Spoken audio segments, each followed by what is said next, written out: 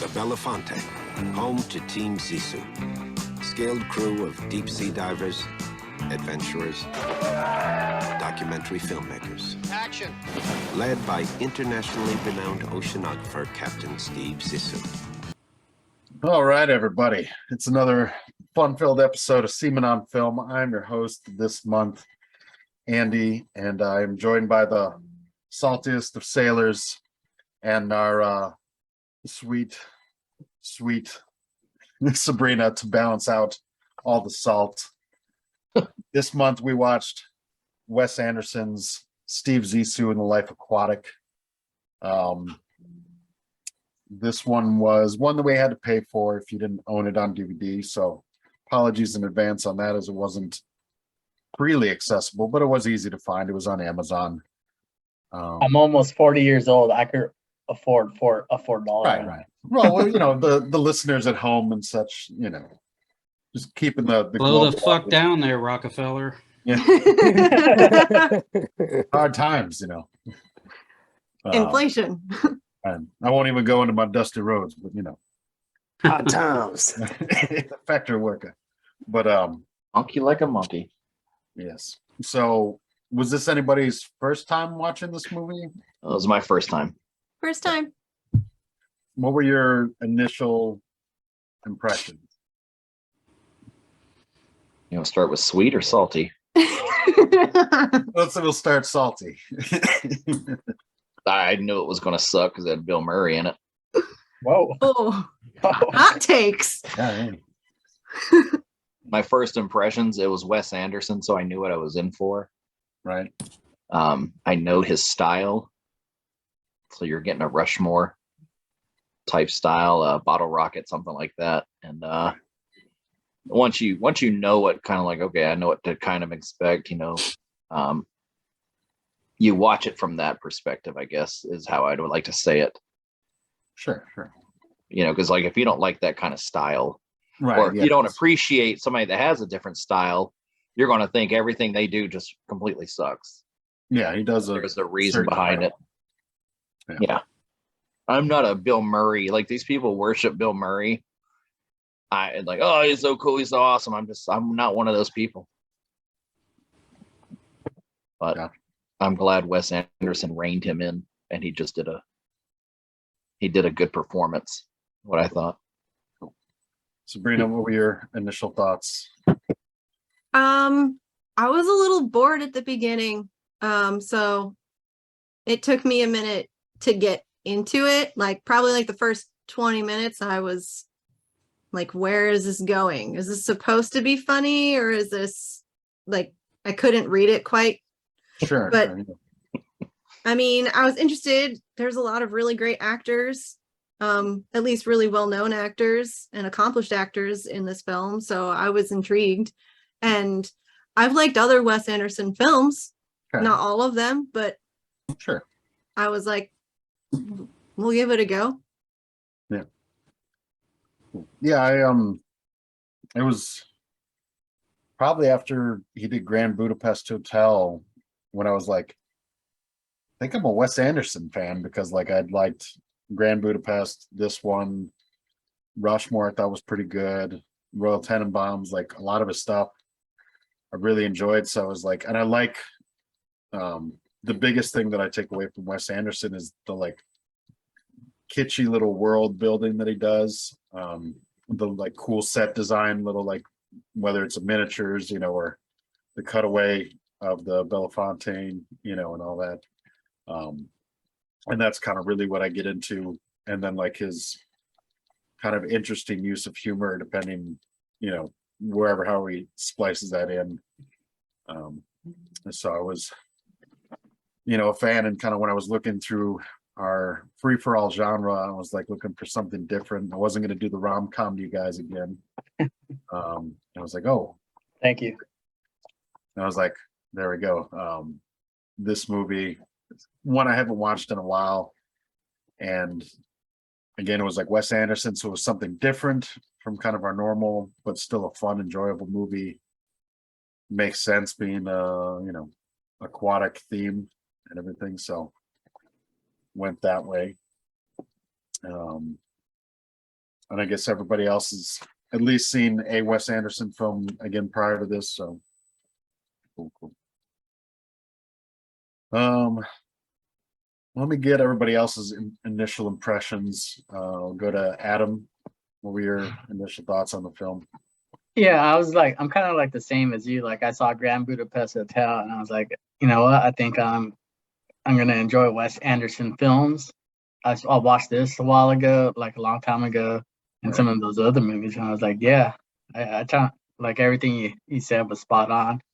I was definitely looking forward to watching this movie again, and then just to caveat off of that, like is this considered a comedy? I'm not sure. I feel like it is. I mean, like because like this is this is like my comedy.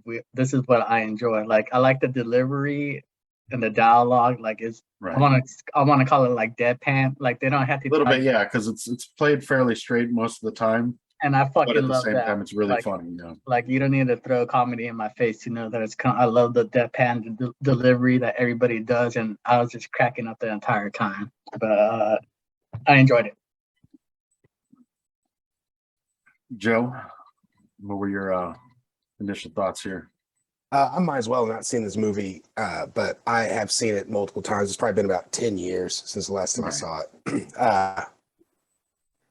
Yeah, I mean, you hit it. I mean, it's all the little things in a Wes Anderson movie that make him really cool, and the subtle humor, the under the breath one-liners, or just the quip in a conversation or something that makes the movie really good. Right. But I do enjoy this movie. Yeah, I've had a good choice. Funny. Cool. And Herschel. Yeah, man. I mean, you guys made some great points. I like this movie. I don't know that it's my favorite from Wes Anderson. I think Rushmore is probably my favorite. But nevertheless, this one it's up there, man. I like it a lot. Unlike some other fuddy-duddies, I am a Bill Murray fan, and now not to the point of worship, but I think he does a great job in this. And I agree, the deadpan delivery. I mean, that's kind of how we tell jokes, amongst ourselves. We're not all running around like Sam Kinison. So I like it. I like it a lot, man. I really enjoyed it. Great pick. The whole year I was stationed in Cuba, like my whole humor was like deadpan, just like that, and because I knew absolutely nobody in Cuba, and nobody could tell when I was joking or not. It was hilarious to me. Everybody at work says that about you now. He's real quiet, and you have to pay attention to him when he talks because he's saying things and you don't catch it till later. Yeah. I said he's going to get comfortable, and then he start his humor, and you're not even going to know he's like tearing you apart. I said you have to pay attention. Yeah, this movie, that boring part you're talking about, Sabrina, was that's Wes Anderson's build, and I do love the way that he creates relationships in his movies. It's like nobody's heartbroken over anything that happens to each other. It's like the Royal Tenenbaums. Yeah. Take it or leave it relationships. Everybody's involved with everybody. Everybody doesn't really love somebody too much, but they do love them somehow. Right. And they're very boring real people, which is what I think is funny, or is part of the joke, is that they are just very boring real people, and there's not a ton of depth to them sometimes, the way that movies make characters bigger than what average people are a lot of the time. Yeah, a lot of it's surface, which kind of works. Yeah, no, I mean, I ended up enjoying it, but like the first part I was like, when does the movie start? Right. Yeah. So so I was mostly worried that that documentary thing that they're doing at the very beginning, that it was going to carry that style all the way throughout the movie. Well, they do kind of, because the movie opens up and we're at the screening screening of the latest Steven Zissou film, in which we he encountered the jaguar shark, not on film, but according to legend, as it would be, and he loses his companion in the fight with the jaguar shark, and it was kind of basically he was, he kind of learned early on in the scenes that he was a great oceanographer, documentarian of sorts, and he kind of seems to have fallen from grace and popularity. Like this initial film that he had just screened didn't go over too well. People were kind of like, man, remember the good old days of Steve Zissou films, and when he was at the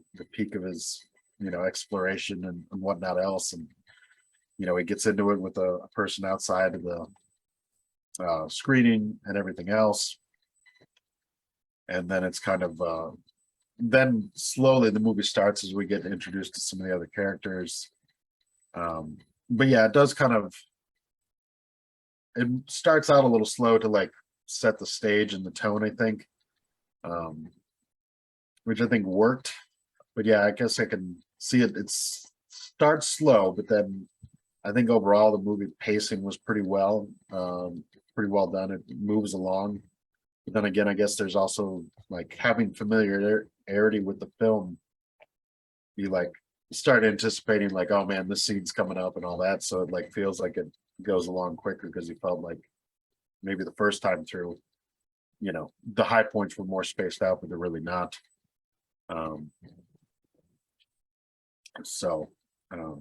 Yeah, a lot of my notes are just kind of commentary on various things. I'm not gonna, break down the movie film scene by scene or anything like that, but we'll just kind of hit the high points and everything else as we progress through. I just rewatched it before we started with the commentary to get any other insights. And I guess that scene when he's outside of the screening and the guy comes up to him with all the movie posters and stuff like that, that was kind of inspired by when Wes Anderson had kind of like first run into Bill Murray, and he run into him like at a restaurant or whatever, and then like they come outside afterwards, and like all these kids and fans are like running up to Bill and having him like, they have like Rushmore posters and all these things for him to sign, and he's a fairly gracious celebrity in that respect, and like signing everything for everybody. And then I guess kind of at the end of that interaction, like somebody came up and asked like Bill for like $5, and he's like, get the fuck out of here. Which is kind of like, the synopsis of that little interaction, but it was like a lot of things were based off of, truth, which is interesting. He also said he didn't write the part for Bill when he initially had this movie written. It was just kind of, he had the cast and everything, the characters thought up, and then however casting went, he was glad that he got Bill, but it wasn't necessarily like a Bill Murray vehicle in any sense.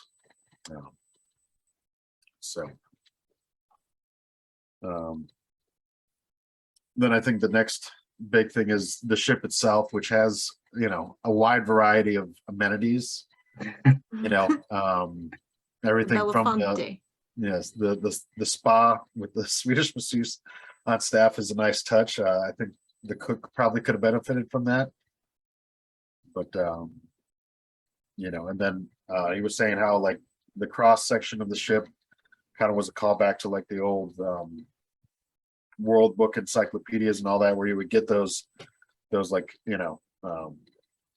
sliced open views of whatever section type the cross, yeah, which is cool, and it works out very well for the movie set and everything else, especially in various scenes where they're traversing the ship. You see them like move across scene to scene, which kind of works in like that comic book like panel to panel vibe, and also just you see them going through the ship, and it was like a live show vibe, which I really dug. Like you could see them. Yeah. Yeah, the set was really cool. Like when they split it open, and later on they have that really cool scene where they're chasing each other up through it, and that was really kind of magical. So cool. Yeah. I did like when they were when he's giving the breakdown of each individual room on the Belafonte, and like this is the science room where we do our our testing and our crazy experiments, Right. and then this is the kitchen, which has probably the most high tech equipment on the entire Belafonte. Right. Yeah. My other favorite line, which I felt like you could definitely attribute to at least somebody we've met in our naval careers, was you know, the two white dolphins that he had that travel with the ships, like supposedly intelligent, but I've yet to see any signs. Yeah. You know, you can definitely attribute that to somebody you've met in your days. Yeah, it just shows them swimming there, like looking around. But later on, you do find out they're quite intelligent when they're watching people screw. You know. Yeah. And then one of the big standouts from this movie that's always stuck with me is Pele, the gentleman that's playing the guitar, playing Bowie songs. Like Bowie was a big thing of the whole movie, having his music in there interwoven. And like, I guess the actor that did play Pele, like he kind of took it and ran and doing all the songs in Portuguese, which is just kind of a really, like, sets a very interesting mood in a lot of scenes and stuff like that, and just kind of works because you're hearing, like, you hear the tune and like you're picking up what song it is, but it sounds like very different just because of the arrangement. And then in Portuguese, which, you know, Brilliantly done. I enjoyed that too. That was really cool. Not a David Bowie fan. Jeez. I like a few songs, but again, I'm not wearing his Right. face on my underwear. You know. right. Yeah, I'm not the biggest, like, I appreciate his music and like his Yeah. influence and everything, but you know, Me and Andy need axe shredders. You know. but, I see you, Joe. I find it ridiculous too. Okay, but if you're not What a fan other of Bowie, trends but do you hate, Chris? that? if you're not a fan of Bowie, that's fine. But I mean, like, and you say like, you know, a couple songs. Hey, man, it's cool. I'm not asking you like the deep tracks, you know. But and the only songs that I don't even know how many Bowie songs were in this. Like 3, 10. 4, 5. it was a good, yeah, it was a In Portuguese, I don't know. I lost count. I tried to like remember them all, but those were all the good ones. You know exactly yeah, what all they the were. hits, ground Those are the control, hits. like Oh, rugged. and another thing is Portuguese is my least favorite language to hear Bowie songs in as well. So Get out of here. that bothered me, you know. Do I have the power to mute you from here? You Yeah. Ew. I'm a big suffragette. I like Suffragette City. That's a good Don't one. cross me, Chris. Modern Love is always good. Sweet's getting salty over here. There's nothing I could do. I'm not there. So if she boots you from the meeting, you're gone. Oh, do you like the band Oh. Kansas? What was that? I just wonder if Joe likes the band Kansas. My dad really wasn't into that. Mom and dad weren't really into that. There's a couple Kansas songs that are okay, but I didn't listen to it a whole lot as a child or Hey, anything. back to Andy's notes. Yes. Right. Yeah. So we meet the crew of the ship, and we also meet Owen Wilson's character, who approaches Bill Murray as Ned, saying that he believes that Steve Zissou is his father, because his mother had most recently passed. As we found out, it was a tragic, painful death of sorts, as she took her own life from cancer. But you know, it was like, you know, 30 years ago or whatever, you met my mother, and you know, here I am, kind of thing. Yeah. I think you're my father, but I'm not sure, and my mom's not sure either, kind of thing.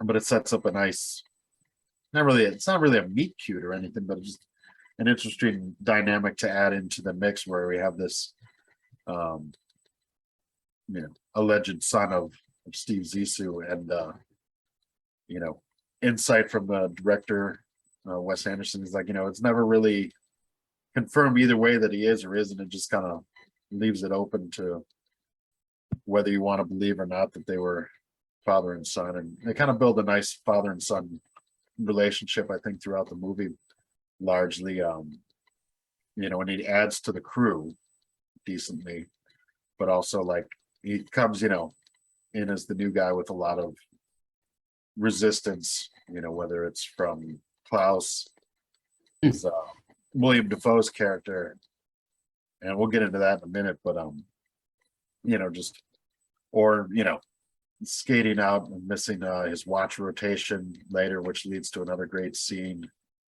and just kind of not quite knowing his place or rules of the sea, as it were. I just got to jump in real quick, man. When he asked him to join the crew is like one of my favorite little lines there. Yeah. And he leans over, asks the stripper, and we know that's her job because that's how she's introduced. Hey, do the interns get Glocks? Yeah. And Yeah. I think that's Yeah, that's absolutely fantastic. Yeah. You know, so who's he asking? He's asking the stripper. I think Right. you know that says a lot about Mr. Zissou. And Which I totally you know. forgot she was like topless in her first like 4 or 5 scenes. You know, I was like, oh yeah, the random Yeah. topless girl in the crew. Sabrina was saying that, like, is Joe gonna reveal all the timestamps for all the topless scenes? I was Oh, waiting. Yeah, that's a Mr. Skin thing. Yeah, Not this Thank time. you. Not this time. Not Yeah. this time. We saw it multiple times. yeah. I just thought it was weird. He like went up to the stern or the bow. He went to the bow and just went up there and smoked. Took a couple of puffs and walked back. I was like, "What's he do?" Oh, excuse me for a moment. And he just walks up there and takes a couple puffs and walks back. Yeah, a good bit of escapism there while he's in the whole movie. Like the town shots are all in Italy, which was cool, and I think it definitely gave that the proper vibe to, you know, the European oceanographic explorers and stuff like that, kind of like a Jacques Cousteau or any of those type people, and the documentarians, and kind of that was somewhat, you know, the main aim of the film was to harken back to that or pay homage to that era of film and everything else, which is, you know, very interesting. And I think too, like in that Wes Anderson world, like all the little like made up creatures and whatnot else, like the crayon seahorse that he got, or the rubber tide, which wasn't the electric jellyfish. Electric jellyfish. I did write a note. The crayon seahorse was pretty cool. Yeah, the jaguar shark, you know, various other things. Fluorescent snapper. Yes. Yeah, I loved all the made up creatures. They were all awesome. What was Can that? What are those crabs fighting each other that were all painted and shit? The candy crabs. Yeah. Can I caveat off of that again now? Just to piggyback. Yeah. Yeah. That's what I love about Wes Anderson and, you know, probably Bill Murray in this performance, is that like they set him up to kind of be like he doesn't know what he's talking about, but then you get to the scene where he's like the sounds of the northern lights or whatever. Yeah. And so you, as an audience, you're thinking like, oh, he's just making shit up. And then in the very next sentence, they acknowledge that he's actually saying something that's true. And I fucking love that throughout this whole movie. Yeah. And then largely too that it was, you know, he's kind of the face and the voice and whatever of the operation, being that he is Steve Zissou, but it is Angelica Houston's character that is really the brains of the operation. You know, and she's just, you know, a great actress that we've seen in several of his films. You know, but yeah, Klaus's character, William Dafoe, I gotta say, like, I think this is probably one of the best performances I've ever seen him give. Like, this has got to be like sleeper pick of like one of his best works. Like the way he just kind of took the Klaus character and ran with it. Like he did it his own way. Like Wes was like, yeah, I didn't really expect it to go the way he made that character. Just Defoe took it on his own and you know, crafted that world with him. And that was just so good between like the funny you know, loyal sidekick aspect and like and everything else. Like his performance was you know, above and beyond like everything I think in this movie.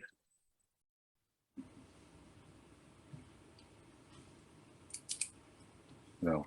And then we meet Kate Winslet, who comes in as the reporter doing a Kate Blanchett. or Kate Blanchett, yeah, no. Winslet. I was Got like, wait a minute. Kate's from the sea messed up. Yeah. Don't, you're already diving into my top 5. Right. But yeah, so we get Kate Blanchett comes in as the reporter wanting to do a piece on Steve Zissou. And we also find out that she's pregnant as she's joining the expedition to go on, as Steve Zissou had said, like, you know, I'm going to go on a bender here, and then in 10 days I'm going to go out and find the shark that ate my friend, you know, and try and kill it. I don't know, maybe use dynamite or something. We'll see whatever I can throw at it. Yeah. You know, which is a great kind of nonchalant, you know, kind of plan. Like, well, you know, we'll just figure it out and get out there and kill it somehow. We just given like his pitch to the I don't know, movie watchers or whatever. Yeah, What it's scientific like revenge. Yeah.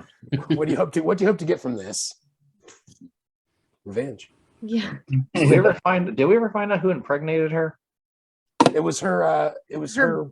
Her boss, editor. It was the editor. Yeah. Editor is the belief there. Yeah. He was married, but not to her. Yeah. Right, that's what it was. And it turns out during some of the filming of the movie, Kate actually was pregnant. So like she started out with a prosthetic in some of the scenes, and then later she actually was pregnant enough to be authentic in those respects, which is interesting. A lot of like That's kind of funny because there was a certain point where like you can see her belly when they're like laying down, and I was like, that looks like real skin. And it might have actually been real skin. I think that was because I think in the commentary when he brings that up, like the sound guy for the Belafonte crew was the sound guy for the movie. So that was interesting. Yeah, which is rather interesting. Thought Owen Wilson held the boom mic pretty good. Well, yeah, You didn't even know how. Yeah, poorly at that. You know, it's the one short film I worked to boom on. You don't do it underneath like that. It's you know, up out of this picture, but you know. But then it's interesting too. Like, well, I guess too when you're recording the guitar tracks there, they show them come up underneath because you want to get closer to the guitar. But you know, interesting choice. And yes, and on top of once they get the funding, because Ned volunteers his inheritance to help fund the research and movie production means with his $275,000. They also, of course, need some accountability, so to send the bond stooge to you know, keep tabs on their spending and you know, make sure they actually do a good job with this movie or whatever. And you know, another interesting character, just because he has a couple great lines. I enjoyed how he adopted him into the crew. Like, I thought that was so fucking cool. Yeah. Well, was his accent accurate? What Is that a Kentucky accent that he was using? Because it didn't sound anything like Matthew the Dragon Slayer McConaughey's Kentucky accent. Right. Well, keep in mind that that was in 2000. That was supposed to be taking place in 2022 after the dragon attack. So they've lost a lot of that. This guy's flying for Kentucky Air. So I mean, it's an excellent point. That's a great point. Right. He's Kentucky through and through. Yeah. Landlocked. Landlocked. Yep. And he's a, you know, a fairly decent pilot, as he can not only, fly commercial airliners, but he's at least capable enough to fly a helicopter, though not legally licensed in any way, but knows enough to get it up off the ground for them to use it. And I like kind of the recurring theme of everything is kind of on the mend or should be mended, because Klaus is supposed to check on this helicopter every 6 months or so, but who knows. It's like a really shoddy first flight in that thing. The engine always needed repairs. It was supposed to be overhauled last year, and that didn't happen. The submarine needed work, but we'll take it out anyways and see what happens. So one of the first 25 trips people. what's that? The fact that you fit like 25 people in that submarine had me Yeah. cracking up. Right, yeah.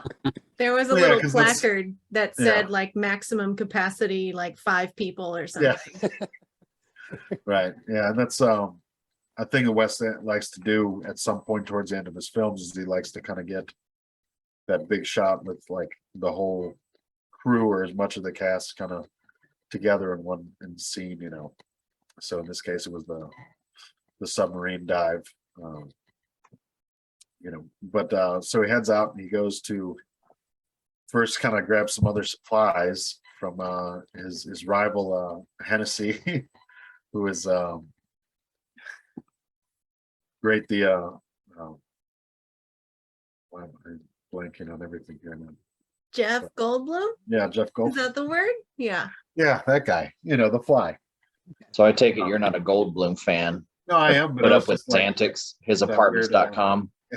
Like, I'm glad you bring this up because I think Jeff Goldblum is taking the number 2 spot under The Rock, Dwayne The Rock Johnson, as like over his antics.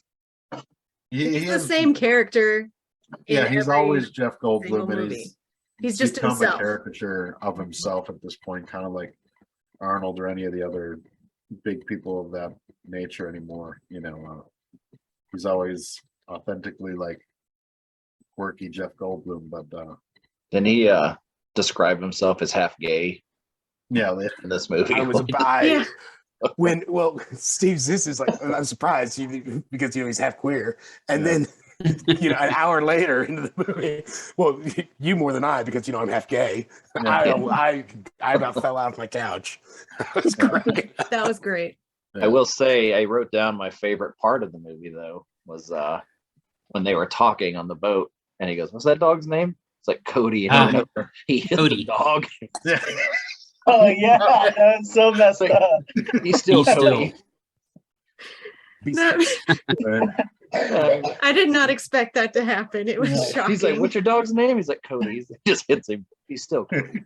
But then Steve just lets it happen. He's like, okay, we're doing that now.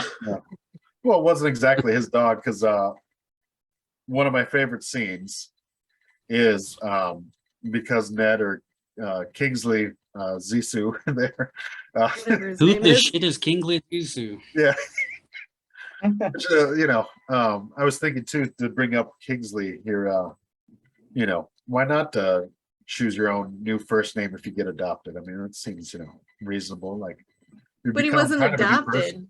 Well, he's not really, but I'm just saying, why not? You should get the option, I think. You do. Yeah. If you're like legally adopted, you get to choose a new name if you want to take a new name. But he wasn't legally adopted. He just Right. was brought onto the Belafonte. Yeah. He's like to adopt us. We'd adopt him. But he's 30. If he's down for it, Yeah, I mean, sure. I do like the very lax watch standing style on the Belafonte. I think that's fantastic. Wonderful. I mean, they've got a watch bill printed out. Yeah. So that's about it. Yeah, go ahead, Joe. Jeff Goldblum, like, he had me cracking up in the his subtle jabs at him being better than Steve Zissou. Oh yeah. He's like, I just got knighted by the King of Portugal. Oh yeah. Oh, cool. Yeah. That's the little things he said, and of course it's Jeff Goldblum hamming it up as Right. As Jeff Goldblum Yeah. being smarter than everybody else in the room, and Yeah. little more snotty. So I mean, all those little like jabs he had at him were pretty solid. Yeah. But yeah, so as Kingsley was UA from Watch and did not come to assume the Watch properly, the Pirates come on. And you know, unlike the Pirates we chased, you know, in the 05 cruise or anything like that, these were legit Filipino pirates apparently. And you know, one of my favorite scenes though is as they've kind of brought everybody up on board, top side, they're decided they'll kind of take the Bond stooge because he speaks Tagali with them for whatever reasons. You know, but Steve Zissou's not really having it, not a fan of these pirates. So he's like, tell them if they don't leave, you know, leave us alone. You're gonna have a real shitstorm here. Just a great line and a great lead up into that like great action scene of him like reclaiming the ship, which was fantastic. It's like an action scene, more like divine intervention, like Kurt Russell, Wyatt Earp, like no, just see through everybody. Yeah. Hey, awesome gun battle scenes in this movie. Yeah. I mean, I didn't know if they were really shooting bullets or not. definitely, definitely shooting like sailors. I mean, that's Yeah. a fact. So Hey, he shot one of those pirates in the neck. So. he got one. He got one. You correct. Yeah. That'll get him a payoff for the watch slot right there. Yep. So Get a name. yeah. So that was great. They Unless disbanded. he hasn't got a bulldog first. Right. Yeah. You get the bulldog first. Bulldog. You Which was defended always, the pirates. Was always my favorite part of doing gun shoots when people would ask, what ribbon did I qualify for? Oh, And my answer was always topside rover. Yeah, it was I told my dad that I qualified sharpshooter. I said, but expert is above that.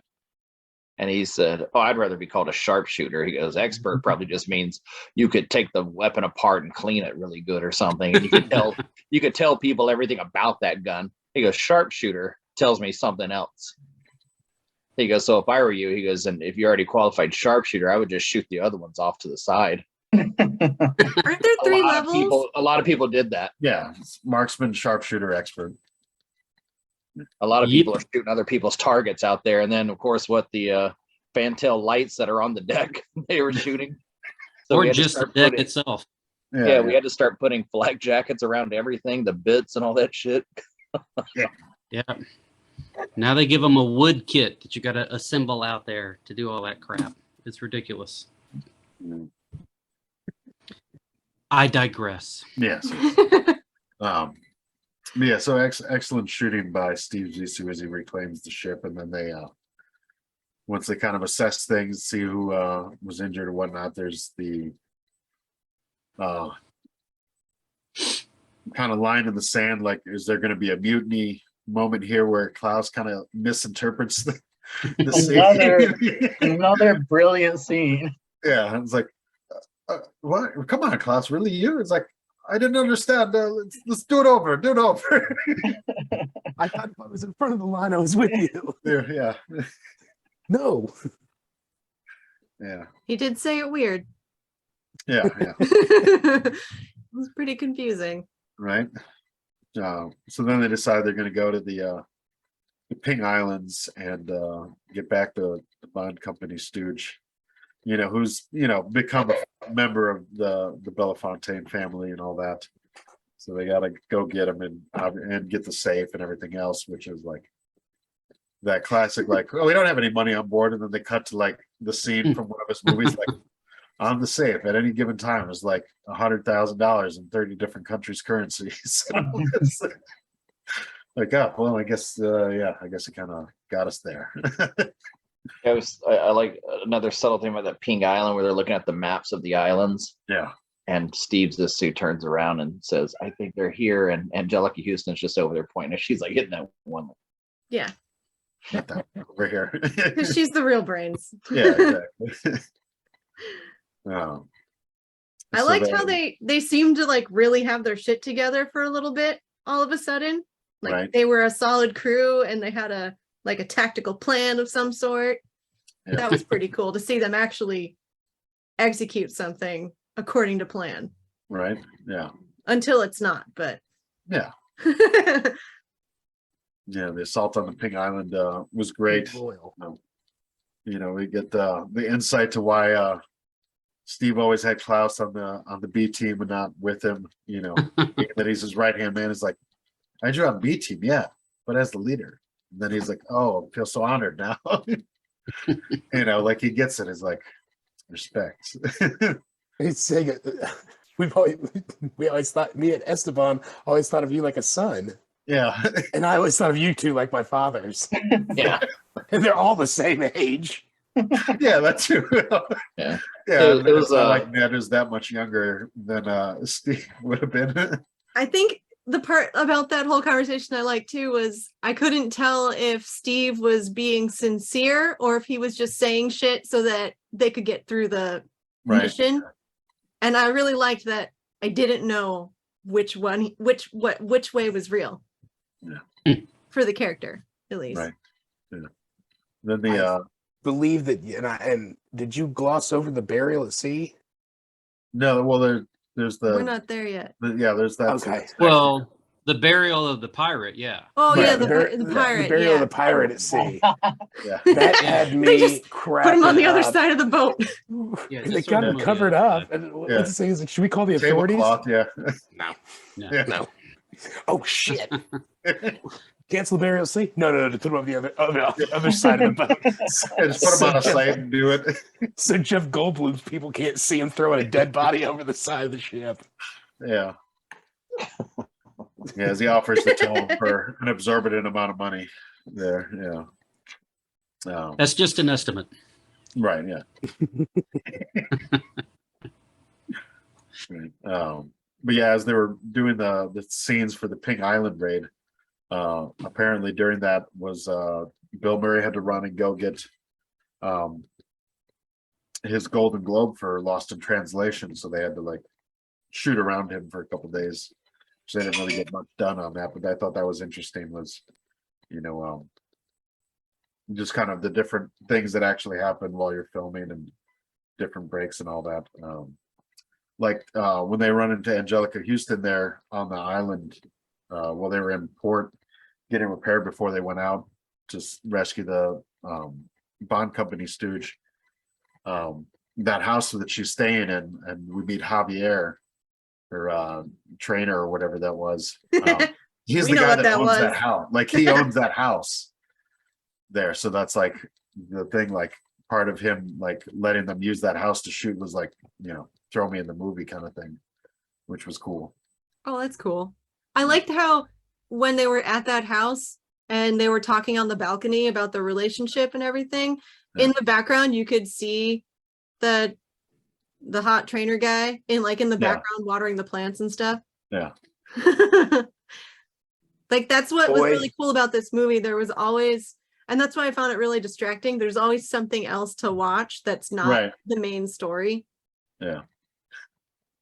Yes. Yeah. Like as Owen Wilson's character, as Ned's getting Steve on board to like, let's make one last run at the Jaguar shark here, like, doing the hey thing in the background. There is Klaus miming it with them, which I didn't know until watching it with the commentary. But yeah, so then they go up in the helicopter again, thinking better we get up in the air, we should be able to look down and see through the clear waters to spot this jaguar shark. Of course, At a very specific 111 feet. yeah, exactly. Which you're not going to need to get up too high.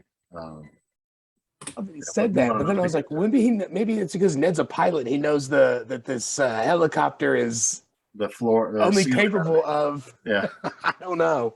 yeah. Which the I thought it was helicopter very odd that he said that. Yeah, not like a real helicopter. Was like a A whirly bird. Well, yeah, the whirlybird there. It's It from wasn't a real Kentucky. helicopter, it was a Yeah. whirlybird. But like the actual one was like like a kit or whatever, not really designed for like actual operations or whatever, which was interesting. So that was just funny, like the authenticity of like this helicopter that really shouldn't be flown because it hasn't been maintained. Also, really shouldn't be used. Not that I don't think it was actually flown, but we get into a dramatic scene here where they're up in the whirlybird. They see the pink snapper, and he's like, "Oh, well, that's what we saw just before we saw the jaguar shark last time, so that's a good sign." And then he finds Ned's letter, so they revisit that touching moment of when he had the Kentucky Zissou fly that he named after Steve there in his honor. And then shortly after the helicopter crashes because again it's not well maintained. Which I thought was interesting though, was like Ned's wearing a helmet, yet he dies. Which doesn't really make a lot of sense in that. But I don't know. His lower half was bloody. Who knows? I don't know. Yeah, I don't know. But you would figure if anybody was gonna suffer more in that crash, it would be Steve because he's up there without a helmet or anything. Ways he did suffer more. Yeah, Well, he- yeah, he lost his That's potential very son, deep, Joe. right? Wow. That was Yeah. very well played, sir. he didn't crash it correctly. That could have saved them both. Right. Yeah, I was thinking, Which he mentions. yeah.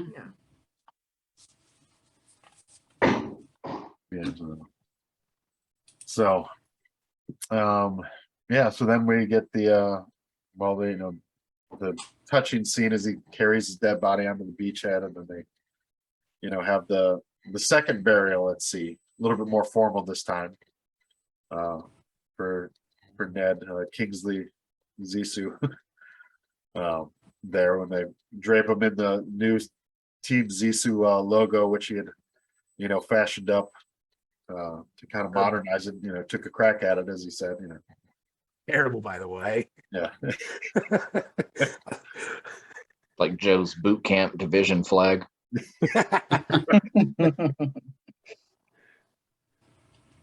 Yeah. Kind of close to it, probably. Right. Most of ours were not great. So we get that, and then we get the big scene where everybody fits in a 5-man submarine somehow as they go down to capture not capture, but get a glimpse at the villain of the movie, as it were. I guess the jaguar shark. You would say it's kind of Steve Zissou's white whale, if you will. And we see the beast that ate Esteban. Any thoughts on when you first saw the jaguar shark? Completely awesome. It was pretty cool. Yeah, I like the design. Also, not a jaguar. Jaguars are plain black. Like No, they're not. Ja- Panther. Panthers are plain black. Yeah. okay, Especially the ones in existed. Oakland. I felt like it was more of a leopard or something, but who cares? I was glad was- that it existed.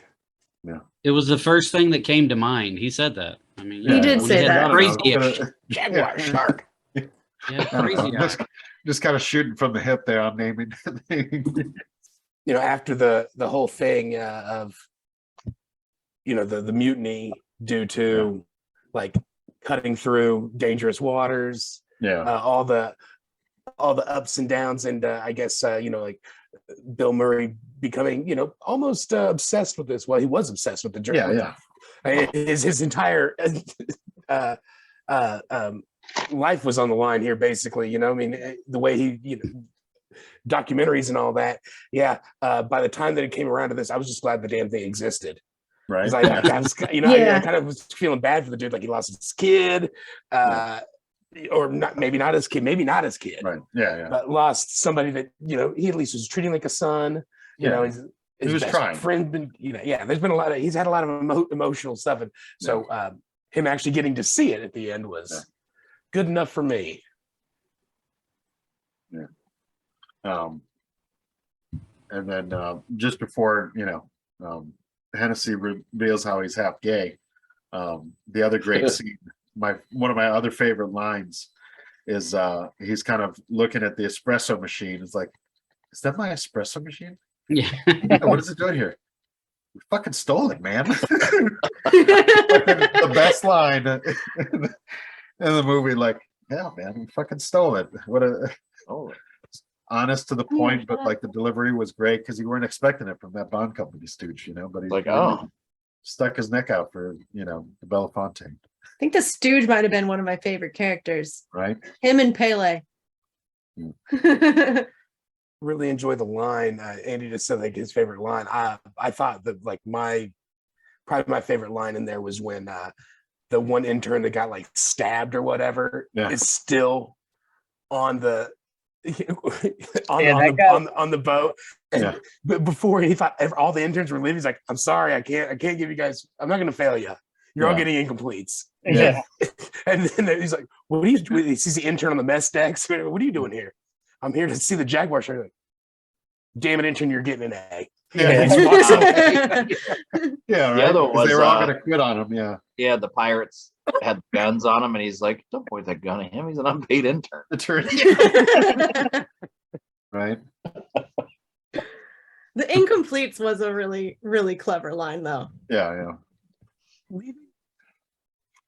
I'm not going to fail you, but you're all getting incompletes. Yeah. Aww.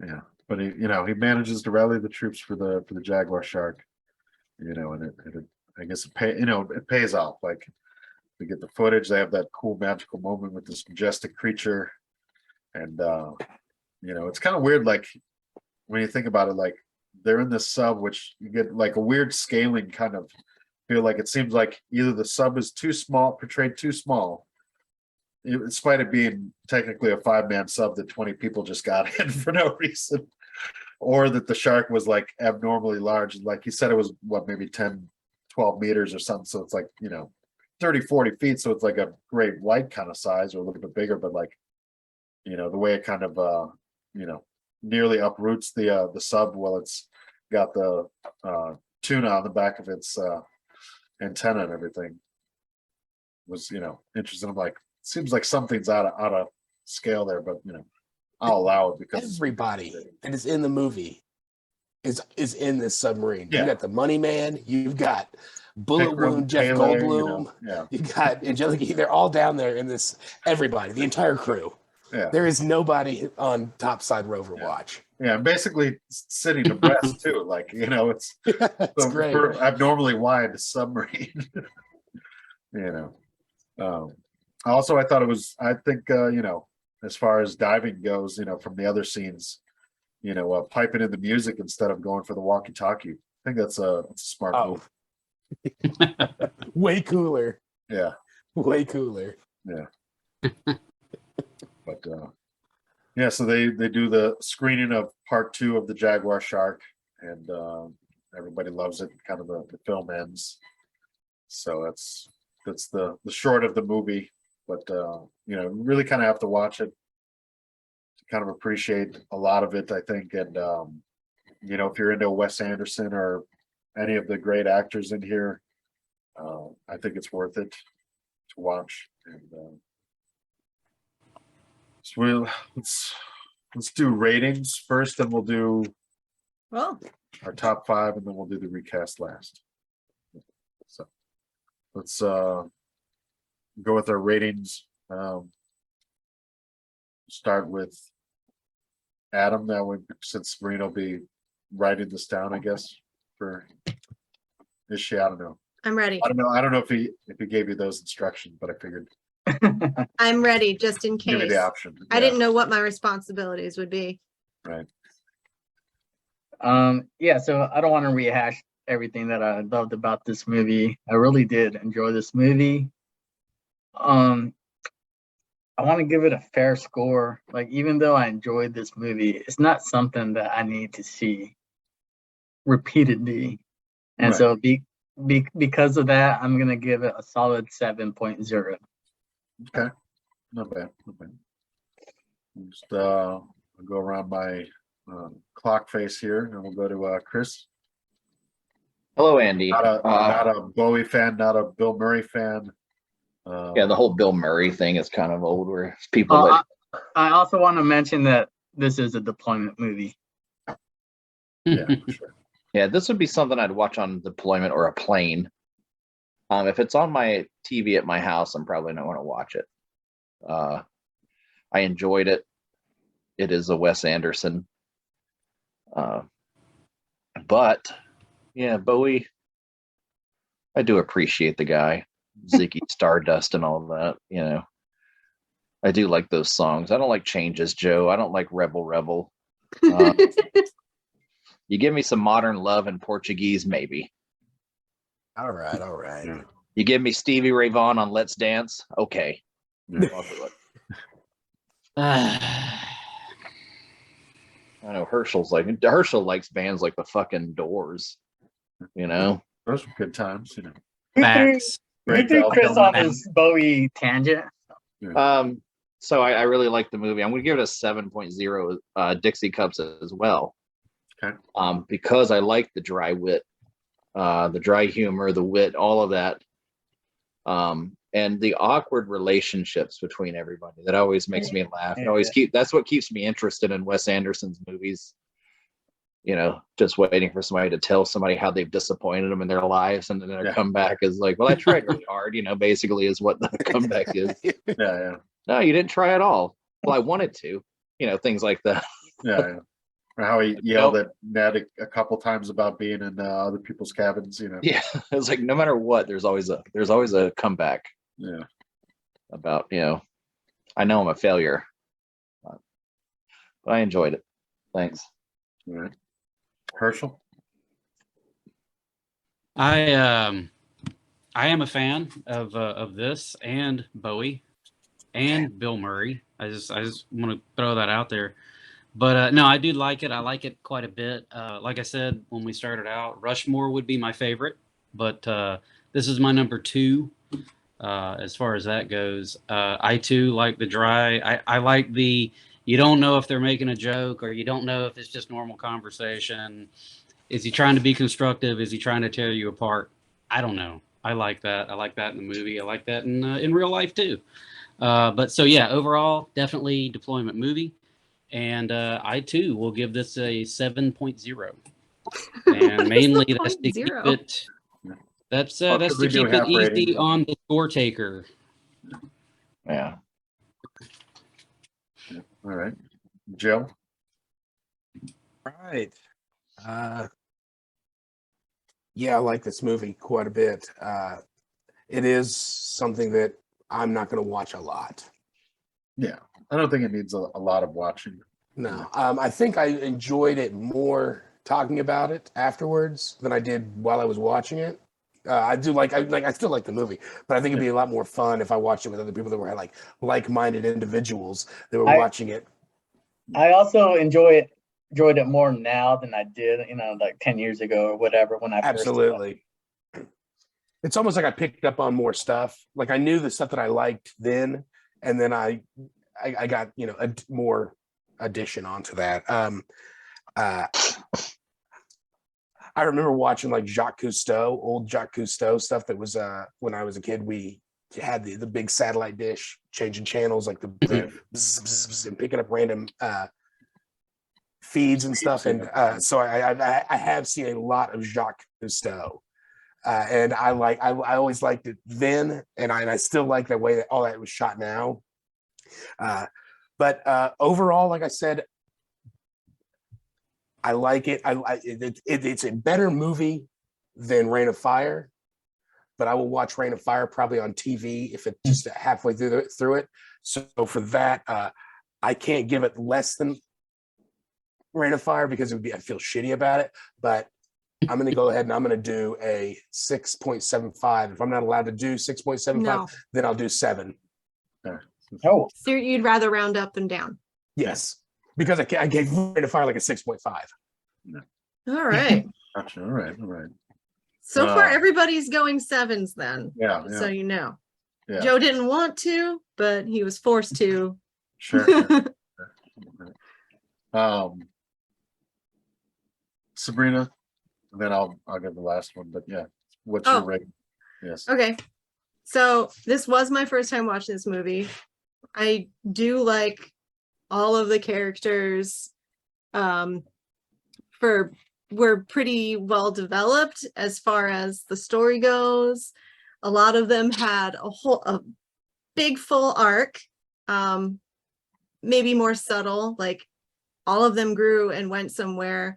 I think this movie is completely rewatchable, but it's more work to watch this movie. So I think it is recommendable. But as you guys, a couple of you said, the rewatch, you found new things each time you rewatched it. And I think that makes it something I would recommend to someone if I knew someone who had this sense of humor, this more flat stuff that's going on. So I think I'm going to surprise you all and give it a 7.5. I think it's something that I don't think it's going to go old.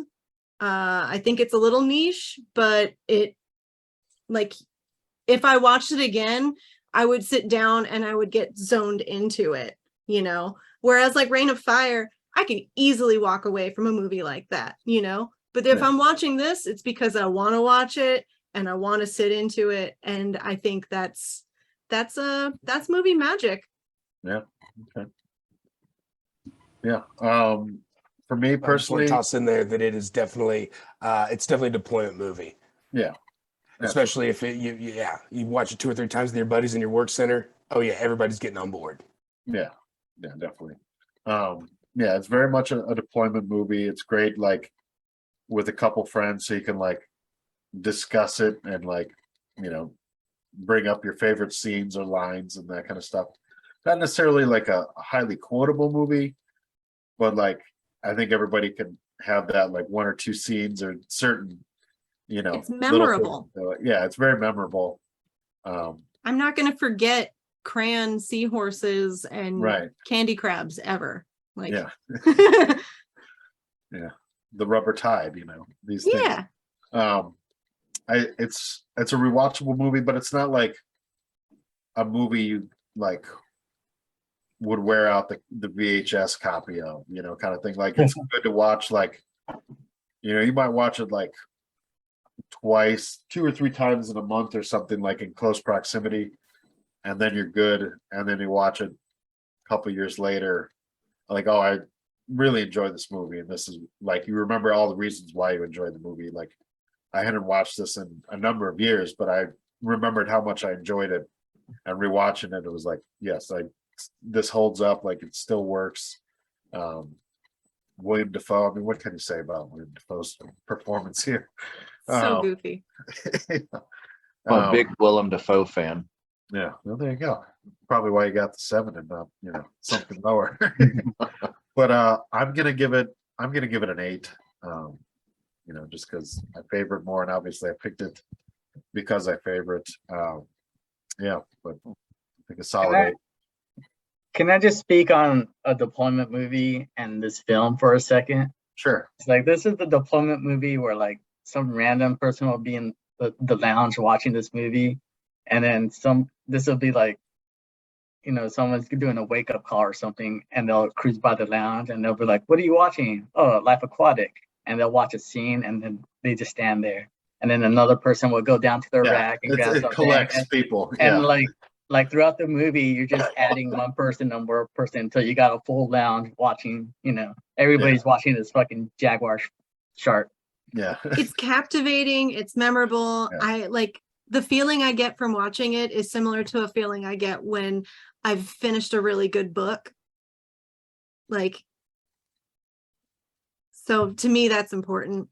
Well, none of us know that feeling because we booked Sabrina. Maybe I'll read a book one day, but that's okay.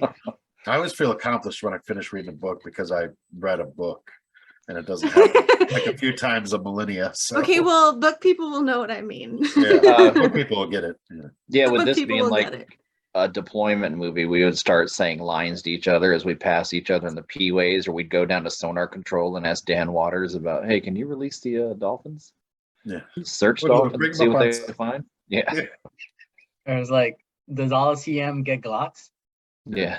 Everybody gets Glock, right? Seamen, you're getting an A. Yeah. Yeah. Send him a Glock, or send him a Speedo and a watch cap. Yeah, it is some of those. It is one of those movies. Like when I first watched Royal Tenenbaums, I just couldn't stand it. But I saw it again and I liked it. And I probably didn't like it because Gwyneth Paltrow was in it. I don't like her. And who makes candles that smell like their vaginas? You know, that's a little. Did that years seated. later, but it's still weird. Yeah, and maybe that's the reason. But Bill Murray, he was good in this movie. You know, the best thing about Bill Murray is that Kelly Lynch is married to his friend Mitch Glazer. You know, Kelly Lynch was the doctor in Roadhouse. Wow. Every time that Bill Murray sees Roadhouse on TV, he'll turn it on and he'll call Mitch Glazer. No matter what time of night it is, he'll say, hey, Patrick Swayze's fucking your wife right now. So that's one of the better things that he does. He's very Bill Murray. And he's like, and they said, so how often does he call? He's like, you know how often Roadhouse is on? What a guy. yeah. Yeah. That Superstation be playing it a lot. You guys would be friends in real life, is what that tells me. Yeah. Yeah. Okay. Alrighty. So ratings out. Let's go. Total average is 7.25, if you're wondering. That's it's not bad. It's Pretty sounds good. That's close to the It's real one life of my critics. higher rated films, which I think. yeah. It was probably the most consistently rated film, I would say. Yeah, Guessing. Yeah, I true. think we all appreciated it in some way. So Good that's job, cool. Andy. Yeah. Yeah. If I wanted to impress a woman that I started dating to show that I have like intelligent taste, I'd probably pick this movie. Yeah, you can pretend to be sophisticated. Right. Instead of Tommy Boy or something. See, and this What I would really wanna watch. really is. I really like- want to see Tommy Boy. I don't want to watch this shit again. I'm Mr. Fancy Pants comedy fan. This is I'm picking a Wes Anderson movie. I mean, come on, let's be real here. We're not. Yeah, I want to seem like a smart guy, so I tell people I like Wes Anderson films. Yes. You know, nobody That's puts exactly on it. their dating profile like Happy Madison Productions. Right. Yeah. Super bad. You know what I'm talking about. Yeah. Joe, you have to pretend that you like hiking and sushi as well. Exactly. Yeah, exactly the same type of stuff. Maybe some yoga. Yeah, I mean, I do enjoy walking. It's much better than not being able to use my legs. I like hiking in downtown San Diego. Yeah. Another rust. Exploring the city. Yeah. All right, what's up next?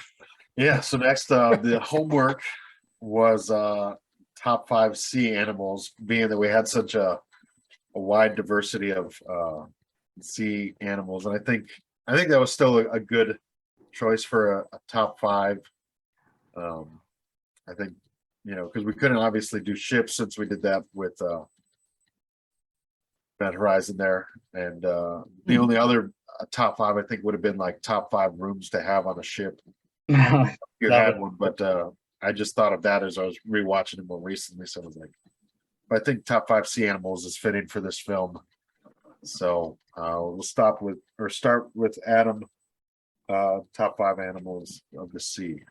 All right, number 5. As I've taken up residence near Seattle, Washington, I feel like I had to mention the salmon.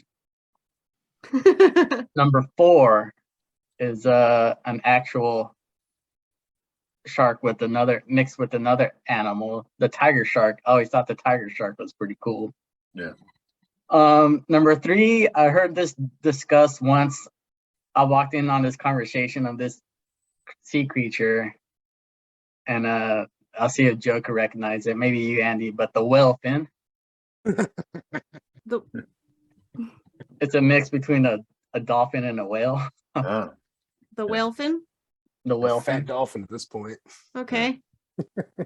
Number 2 is Aquaman's nemesis, Black Manta. I always thought that was a cool aquatic animal, if you will. Yeah. Nice. And number one, and I always thought this was one of the coolest creatures I've ever seen, is the anglerfish with the crazy ass jaws and the fucking eye protruding from his forehead. I always thought that was a cool looking beast. And that's my top 5. Cool. Awesome. Nice. Chris? All right, my number 5 was the jaguar shark Nice. from Like this it. movie, so it has to be real. Yeah. Number 4 is piranha. Uh, I've always liked anything that had to do with piranha, especially Piranha 3D. Who was in Piranha 3D that we love, Herschel? Was it Elizabeth Shue? She the sheriff in that one, maybe? I think so. The octopus from Popeye was another one of my favorites. That was like the first was it time. an octopus or was it a squid? Squid, either way, we're squids. Either way, he had to It was a throw it in. cephalopod. Yeah. Yeah, this kind of goes along with this movie because, you know, the Popeye village that they built for that movie is still in Malta, which I don't think any of us visited while we were there.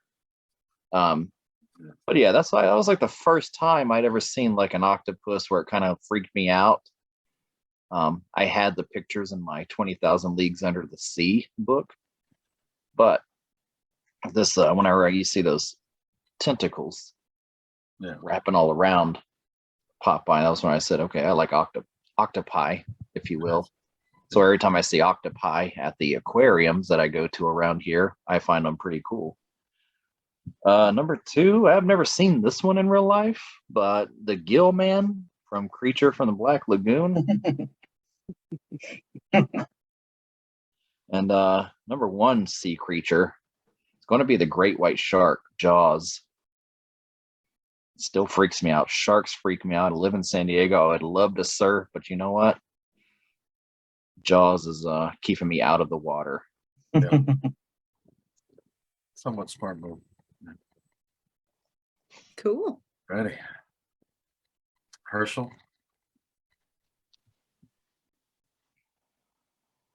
You're muted. Totally muted. Yes. You're muted. Herschel, you're muted. I know I'm muted, and you know, We can't see your mouth.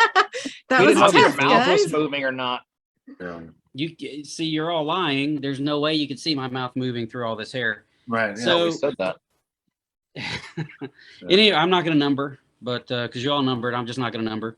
Yeah. But squid is obviously going to be on the list. I mean, your bunch of squids right here. It's got to be there. The manta ray, because it always reminds me of the Super Friends. Yeah. You know, the killer whale, you know, either from Orca or from Free Willy, whichever one you want to go with. Right.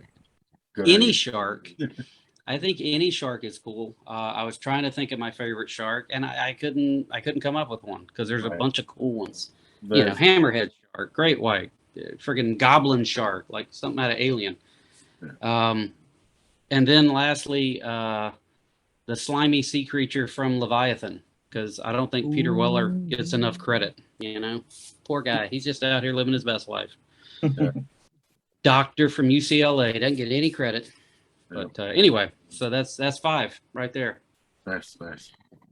You know, I left Leviathan off because of you. Well, thank you. I said I think Herschel's going to hit Leviathan. I thought So about I it. I was figured like, somebody's I'm going to sure. take the Abyss or Deep Star 6. So I thought maybe you'd do that with your Greg Evigan, but you didn't. And I'm proud of you, Chris. Hey, my 2 dads again, you know? Yeah. Joe?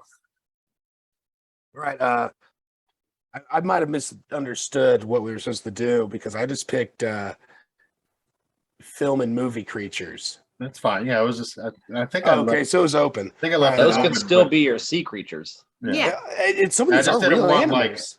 I just didn't want like 5 different kinds of sharks or something. Yeah, I stupid understand like that. So around the same time that I was able to pick up those Jacques Cousteau shows, I was also able to get the old Flipper.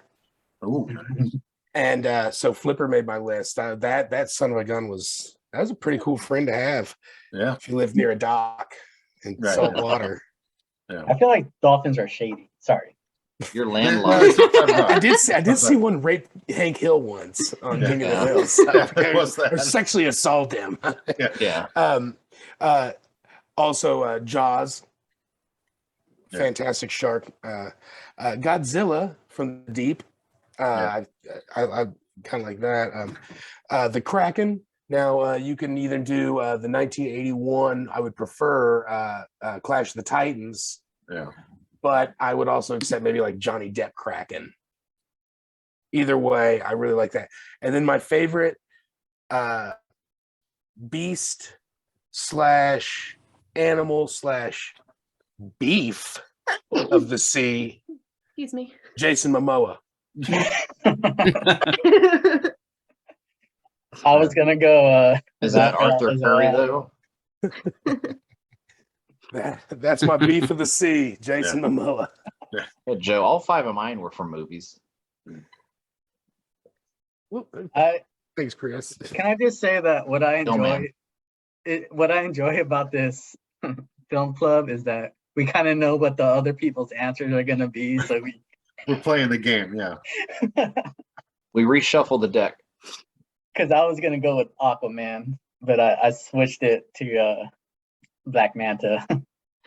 When you said Black Manta, I was like, you gotta be shitting me. Yeah. Unbelievable. Ready? Sabrina. My turn. Okay, I mostly picked real sea creatures because when I asked about it, it seemed like you wanted real stuff. So, Yeah, I couldn't remember, but I was like, also like, you know, since so I you didn't went with want the movie to. I didn't want to reference just be all at a movie club, I was narwhals like, and mermaids, why not? Yeah. but Just what Ariel. my only one from a movie is Willie because that was part of my youth and that will always be with me in my heart forever. But I recently saw some sea lions at the Fresno Zoo and they won over my heart again. I love those little showboats. Corals, I think corals are actually living creature. Yeah. animal creatures, and it's one of that's just one of the most amazing things that happens as far as the ocean is concerned, because they're a habitat, but they're also a living thing, and Yeah. so beautiful to look at. I went with horseshoe crabs because they have perplexed me and they have not changed or evolved since prehistoric times. And I think that's pretty darn wicked. They just, Crazy too. they're just so weird looking and that's who they are. Yeah. And Like, yeah, right the first time. then I went with the megalodon. Nice. Extinct, but Yeah. super hella cool. And the Natural History Museum in Washington DC, I've been there, and they have a giant Jaw. Yeah. jaw remake of this megalodon in the food court area, and it's pretty freaking cool, and I just think that's a really awesome creature. That was my Decent movie 5. with Jason Statham. Yeah. Like, Yeah, megalodons are cool, but then they make shitty movies. yeah. That movie was awful. I don't think it's the megalodon's fault. No, It wasn't the shark's fault. All he had to do was show up. Yeah. It was, I What's think the it was, rest of them. it was about what I expected, but I was at the same time pleased that it wasn't He was as bad as- hamstrung by shitty writing. Yeah, yeah. It's supposed to be a great book series, allegedly. But I get it. I heard the That's nice. megalodons are very difficult to work with Real prima donnas. compared to other Yeah. sharks because they're the Yeah. biggest, Right. They're here to see me. Yeah. Like the, The movie's named The Meg, all right? that ain't called the Jason. All right. So for my top 5, number 5, I went with a very kind of stereotypical fish-looking fish, and I went with the Opa, which me and Joe remember from a great episode of Iron Chef where I love that episode. fucking I can't remember. It was one of the Daily Mario Show- Batali. Yeah, well, yeah, he was the chef, but I was trying to think the comedian or whatever that commented that I didn't know Oprah was so big that she had her own fish, which was a great joke. But yeah, the Starks. Opa, You guys are so dumb sometimes. yeah, the Opa, it's just a great traditional kind of looking fish, but it's huge and it's in the sea. The Portuguese man o' war is the next one because man o' war is just a sweet name and it's a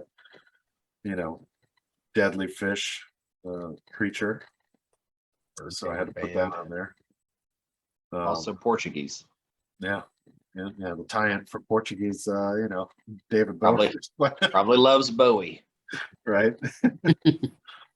Number 3, I went with the common tetra fish, because oddly, like it's a common house fish, like it's a great starter fish apparently for aquariums because they're only supposed to live like a couple months at the most, so you kind of get your feet wet on fish. But my best friend and my 10th grade like history teacher had tetras that lived for like 7 years for no reason. They were like survivors amongst everything. Like they would starve them, like they grew tumors and stuff. Like they just persevered for years for no real reason. So I had to put the tetra in there to pay tribute. Then I went number 2, the blue ring octopus, which is a very beautiful but very deadly octopus. And then I went with the hammerhead shark. There you go, the Opa. Oh, very nice. Very Cheap nice. meat. Yeah, so yeah, the hammerhead I just thought was a great shark. It's very different comparatively to the others in the cranium there. So yeah, it's my top 5. Has anybody ever seen a hammerhead shark skull anywhere? No, they're all cartilage. It's all cartilage, pretty much. It's all cartilage. Gotta Yeah, have something there, right? they don't even. That's why I don't believe there's any skeletons of sharks. Aren't they all Yeah, like cartilage? just- They all just Yeah, dissolve. it's just the It's teeth mostly just and like their jawbone, Like the jaws, the only jaw thing and their that has- spine. yeah. How does it all connect? tendons. We probably man. have to get a Muscles and predator movie tendons? where the predators are fighting under the sea and they rip out a shark's like jaws and spine Yeah. all at once, Yeah. So many Yeah, so predator then, movies that could be made. Right, definitely happened. So then lastly is our recast. We'll go, let's go reverse order. So we'll start with Sabrina. Oh no. We would start Okay. with you. It's reversed. Yeah, bring it. I'm the host. I make the rules. Yes. All right. I'm gonna go big and start with Carl Urban, and I'm gonna give him a real role this time. I'm making him Hennessy. Interesting. I just want that character to be something other than Jeff Goldblum. I'm going with the Willem Dafoe's character. I'm making Jason Sudeikis. Okay, I like that. Maria, the topless lady that's in charge of the interns, Brie Larson.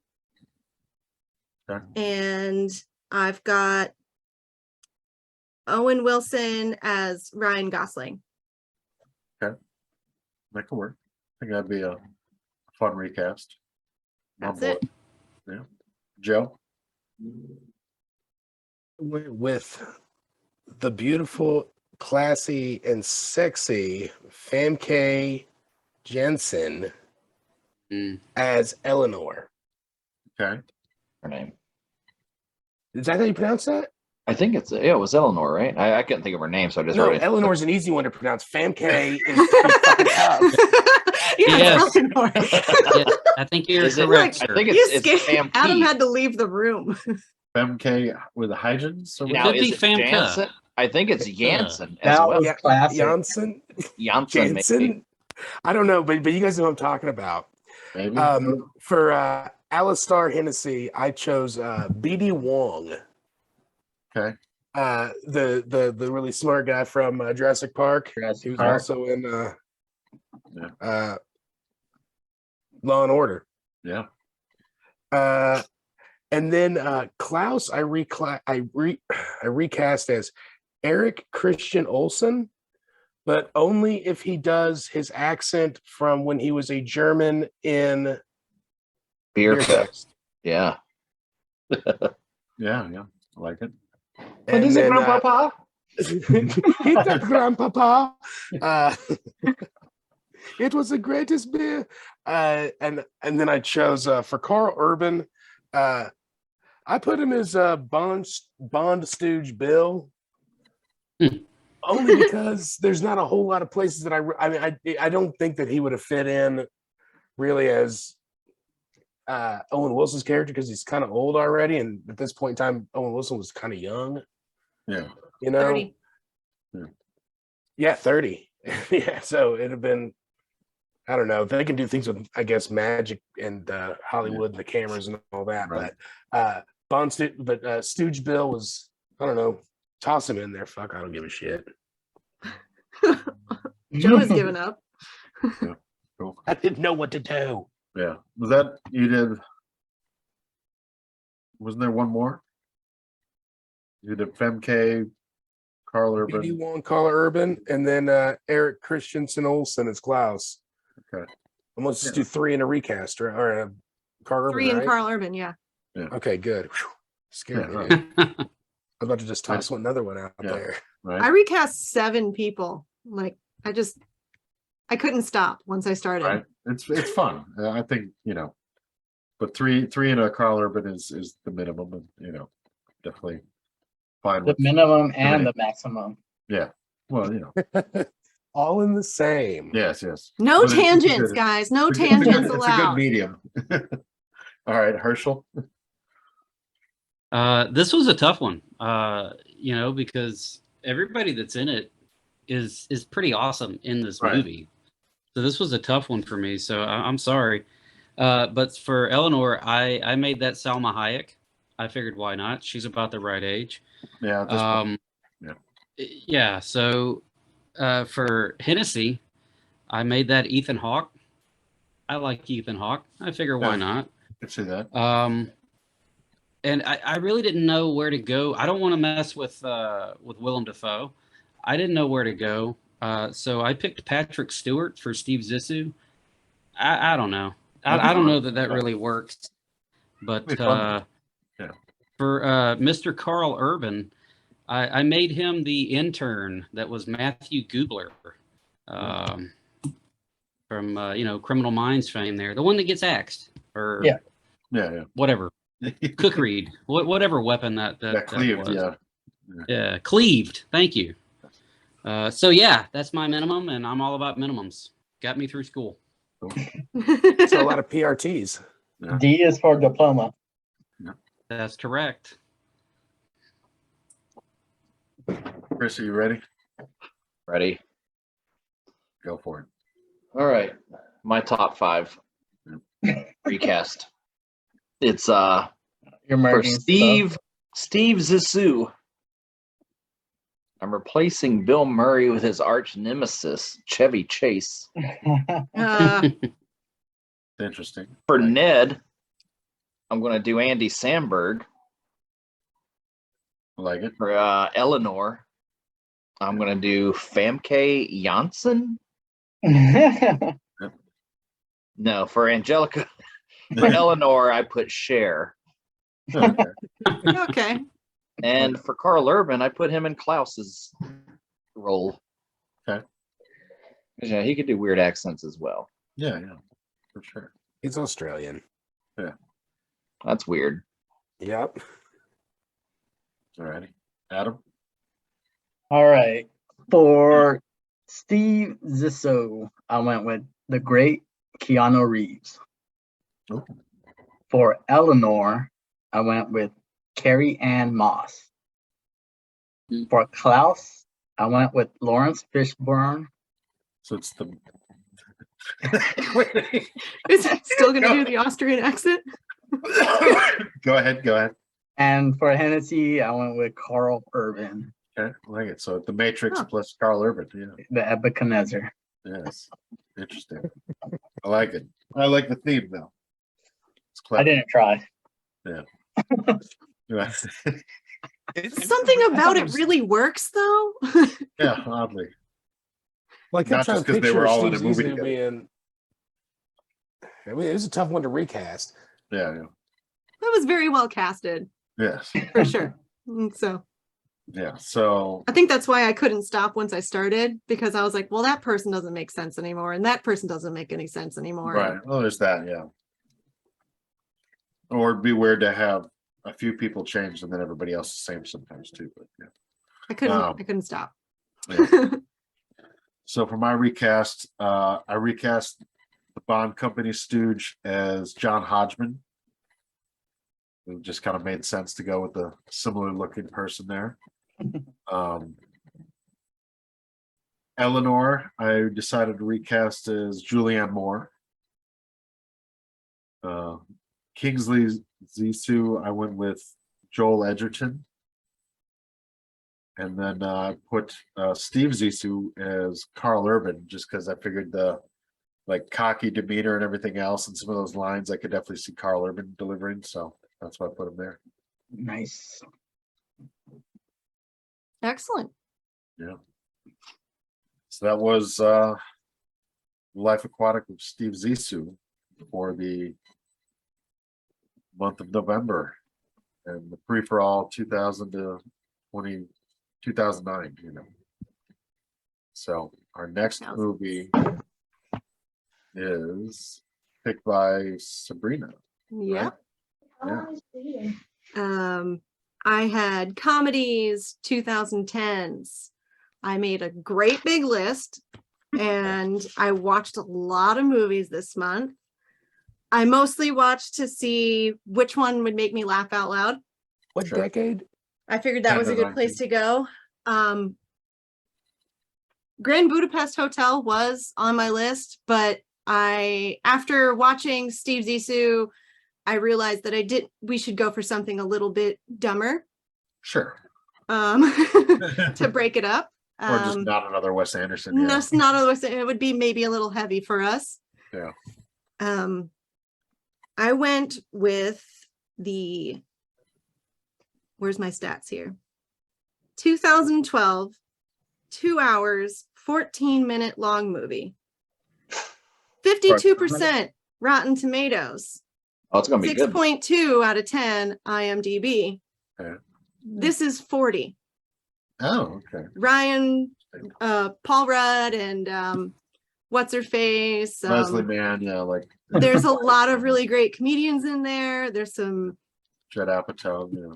basic. I turned 40 on Friday. I know this is And pretty I relevant. thought it might be kind of Yeah, ironic since most of you are About at to do least that, 40 yeah. or going to be 40 soon. So, Herschel will be hitting 50. 40 twice now. yeah, Right. Oh, Next month I'll be 49. Thank you very much. magic. Yeah, Herschel's getting AARP stuff in already. These are all of my Beard movie hides a lot. notes. I did Yes. so much research. It's available right now on like HBO or Peacock or something for free. Peacock, yeah. So easy to find, easy to watch. Beat I Court. don't know, it made me laugh out loud. So out of like, I watched at least 12 movies, guys, to try to see what was going to happen. I like it. She did her homework before she did her homework. Well, I hate picking, like, I know it's going to be comedy. Right. Like you picked a comedy, I'm picking a comedy, and the next movie is going to be a comedy. This should just be a comedy movie club. So, well, no, I hate this so much. It was so hard to pick something. And I've already picked a comedy from a different decade, so I wasn't super stoked. 80s too. That was easier because I'm less familiar. You don't have a sense of humor either, so it's probably hard for you to know what's funny. Chris is muted now. Yeah.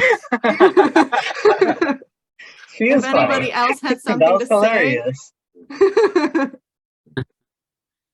Awesome. What's our homeworks? They're the Yeah. top 5. Oh, right. Top 5. This could change probably. But I'm thinking Tentatively. there's a lot of dad relationships gone awry in this movie. So I was thinking our favorite bad dads from movies would be really fun. Sure. Bad dads. Well, On it. Do you want like cool bad dads or I'm trying to unmute bad dads? You can take that whatever way you want. I was thinking this is John Lithgow and Harold Ramis that are the bad dads in this one, right? So I want to say I watched parts yes. of this. Yes, watched I think parts of that's this who it really was. well. Harold Ramis is in this. I remember that. Yeah. You know, Yeah. you could pick John Lithgow for a few of these. I know. Maybe John we'll just Lithgow. go with favorite dads, and they can be your favorite dad, whether it's be for Like good reasons or bad reasons. Was John Lithgow, do you think he was a dad in Cliffhanger? Yeah. Of course he was. That's He why he was probably has- doing all that. He was in Roadhouse. Wasn't he He the had to- dad in Roadhouse? No, No, it was Footloose. he had to Footloose. pay. Whatever. He had to pay child Very support. different So movies, but both involve dancing. John Lithgow had to pay child Sorry, I support. just So watched he's out there Footloose. I robbing should know that. Sylvester Stallone and shit. Yeah. So, anyways, John that's it. Lithgow, Harry and the Hendersons. What kind of dad would bring a fucking Bigfoot home? You know? Are we? A bad dad, dude. Terrible dad. Oh, All right, stop talking about it. I'm sorry. Is Chris has got the next pick, right? Yeah. Yeah. On the Where's wheel, the- or what are we doing here? I I'd don't say know. we just give them the comedy and then we watch Dread and then we don't have to, and then the next person in line doesn't have to forfeit a choice by pick, because we're going to force them to pick Dread anyways. Yeah. Dread or Red, either one of those.